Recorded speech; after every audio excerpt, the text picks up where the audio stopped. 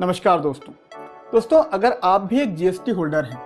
और पूरे financial year में अपनी टोटल टैक्स की लायबिलिटी को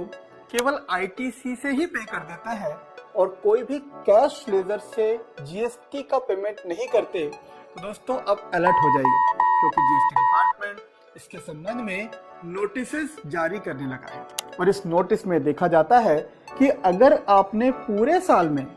साल में अपने टोटल टर्नओवर पर जो टैक्स की लायबिलिटी है उसका पेमेंट केवल और केवल आईटीसी से लेजर से किया है और कोई भी कैश लेजर से पेमेंट नहीं किया, तो यहाँ पर डिपार्टमेंट दोस्तों उसको स्टैंडर्ड नहीं मानता, उसे मानता है it is inconsistent with your standard operating procedure. इसका मतलब ये कि डिपार्टमेंट भी अब इस बात को समझ चुका है कि कोई भी व्यक्ति लॉस में अपना बिजनेस नहीं करेगा, क्योंकि जब भी आप आईटीसी लेजर का उपयोग करके अपनी आउटवर्ड लायबिलिटीज का पेमेंट करते हैं और कुछ भी कैश पे नहीं करते, इसका मतलब तो यही हुआ कि जितने का आप माल खरीद रहे हैं उससे भी कम में अपने माल को बेच रहे हैं। और दोस्तों ऐसा अगर लगातार होता है तो कहीं ना कहीं आप डिपार्टमेंट की रडार पर आ जाते हैं कि आप यहाँ पर टैक्स की चोरी कर रहे हैं।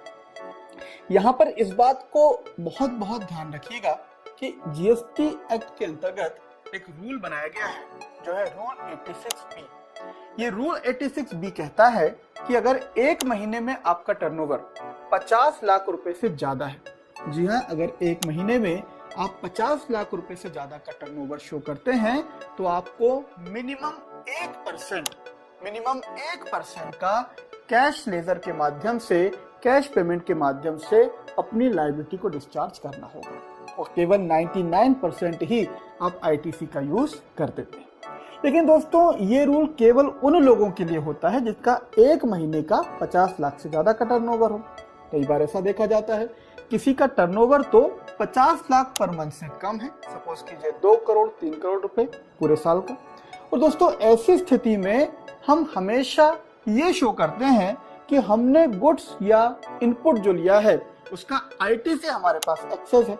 और हमारे जो आउटपुट की टैक्स लायबिलिटी आ रही है उस लायबिलिटी का यूज हम केवल और केवल आईटीसी से ही करते हैं।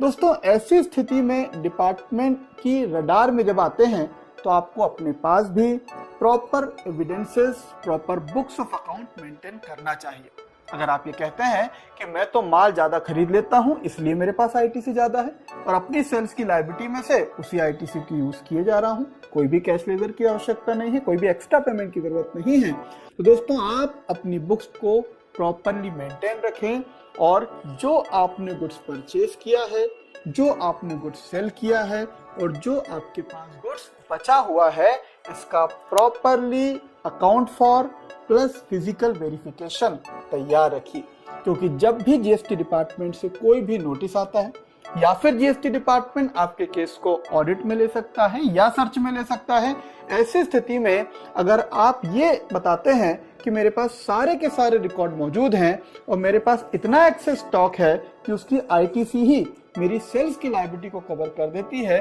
तब तो आप बच जाएंगे। लेकिन अगर आपके पास ये नहीं पाया जाता और ये देखा जाता है कि आप सेल्स तो कैश में कर रहे हैं, उसको शो नहीं कर रहे और आईटीसी जो बची हुई है उसको ऑन अकाउंट वाली सेल्स की लायबिलिटी से यूज कर रहे हैं और आपके पास स्टॉक उतना पर्याप्त नहीं है जो कि प्रॉपरली चीजों को जस्टिफाई कर सके, तो ऐसी स्थिति में आपके ऊपर हैवी पेनल्टी लगाई जा सकती है। दोस्तों ऐसी स्थिति में न केवल आपको स्टार्टिंग से, आपके बिजनेस स्टार्टिंग से लेकर करंट पीरियड तक का एक्सेस अमाउंट का टैक्स देना पड़ेगा, बल्कि 18% की रेट से उस पर इंटरेस्ट और साथ ही साथ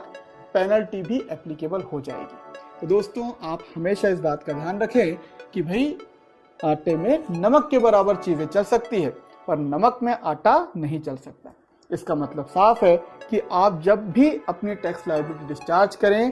कैश पेमेंट जरूर करें और अपनी proper books of account maintain रखें, जस्टिफिकेशन मेंटेन रखें और जीएसटी के किसी भी कॉन्सिक्वेंसेस से बचे रहें। All the best, thank you.